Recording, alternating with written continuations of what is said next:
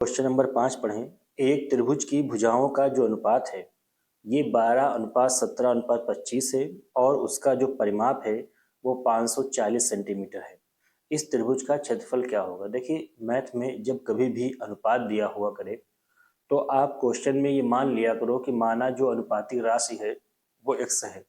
इससे क्या हो जाएगा, जो ये आपका अनुपात 12:17:25 है, इसको आप किस तरीके से लिख सकते हो ये चीज देखिए। हमने लिखा कि माना अनुपातिक राशि x है। इससे फायदा ये हो जाएगा, अब आप इसको सीधे मान सकते हो कि एक भुजा a हमारे लिए है 12x, b हमारे लिए हो गई 17x और c हमारे लिए हो गई 25x। तो ये अनुपातिक राशि मानने से फायदा है। और हमें ये ध्यान रखना है कि a, b और c की वैल्यू ज्ञात करने के लिए हमें x की वैल्यू ज्ञात करनी पड़ेगी। ठीक, अच्छा, अब देखो क्या दे रखा है। अब हमें दिया है कि जो त्रिभुज का जो परिमाप है वो हमें दे रखा है कितना, 540। ठीक है, त्रिभुज का जो परिमाप होता है वो क्या होता था, 2s। तो 2s बराबर कितना होता था, 540। तो हमने यहाँ से s निकाल लिया तो ये आ गया 270।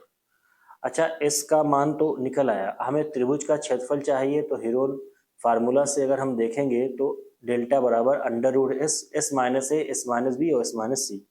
अच्छा, एस माइनस जब ए निकालोगे तो ए के लिए आपको एक्स का मान पता होना चाहिए। वो कैसे निकलेगा, बी में भी एक्स आ रहा है, सी में भी एक्स आ रहा है। तो हमें पता है कि एस का जो फार्मूला है वो ए बी सी के पद में होता है।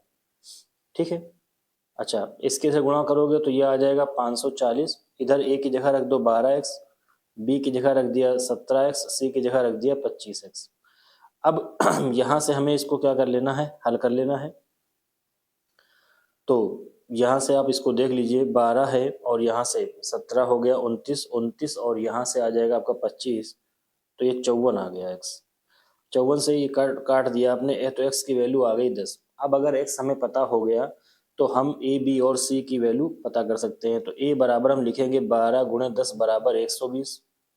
फिर हमसे b कह रहा है तो हम लिखेंगे 17 गुणे 10 यानी 170। फिर हम लिखेंगे c बराबर 25 गुणे 10 यानी कि 250। अब हम यहाँ से लिख सकते हैं s माइनस ए। तो s देखो हमारे लिए कितना था भैया, s था हमारे लिए 270, a कितना है 120। तो यहाँ से हम 150 लिख सकते हैं।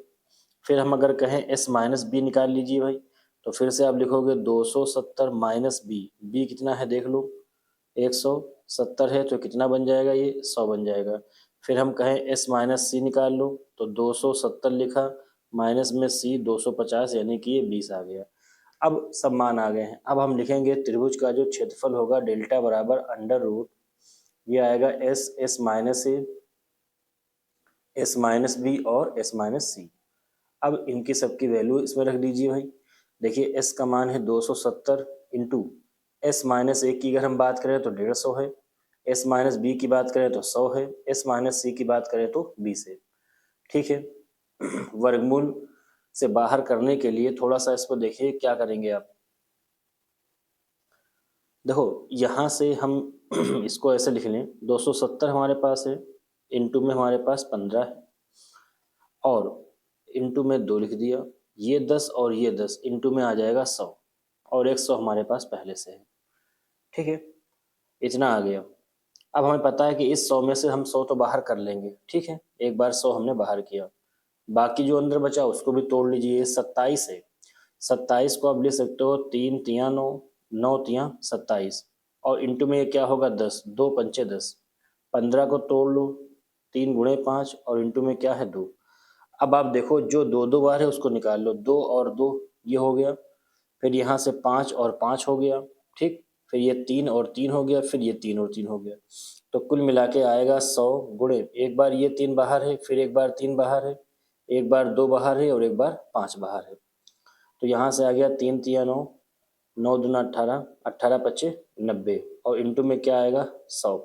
तो यहाँ से जब आप हल कर लोगे तो इससे क्या निकल के आ जाएगा 9000।